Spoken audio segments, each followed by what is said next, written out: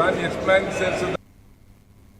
కొండా సురేఖ తన కుటుంబంలో జరిగిన గొడవను సానుకూలంగా పరిష్కరించిన సంగతి వెల్లడించారు. మా కూతురు పోలీసులు వచ్చారని ఏదో ఆవేశంలో మాట్లాడింది. దానికి నేను రేవంత్ రెడ్డికి క్షమాపణలు చెప్పానని ఆమె తెలిపారు. సంఘర్షణలను సరళంగా స్వీకరించి మాదంతా ఒకటే కుటుంబంలో గొడవలు రావడం సహజమన్నారు.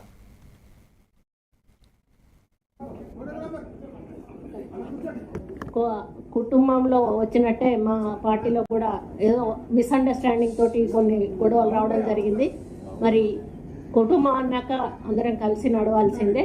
కాబట్టి మరి మా పాప ఏదైతే ఆ రోజు అంటే కొంత పోలీసు రావడం వల్ల ఆవేశంలో ముఖ్యమంత్రి గారిని కొంత మాట్లాడడం ఏదైతుందో దాని విషయంలో నేను క్షమాపణ చెప్తూ మాదంతా కూడా అందరం సర్దుకొని ముందుకెళ్తామని తెలియదు.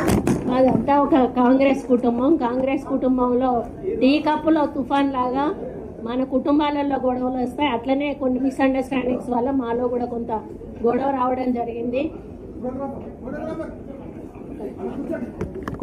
కుటుంబంలో వచ్చినట్టే మా పార్టీలో కూడా ఏదో మిస్అండర్స్టాండింగ్ తోటి కొన్ని గొడవలు రావడం జరిగింది. మరి కుటుంబం అన్నాక అందరం కలిసి నడవాల్సిందే. కాబట్టి మరి మా పాప ఏదైతే ఆ రోజు అంటే కొంత పోలీసు రావడం వల్ల ఆవేశం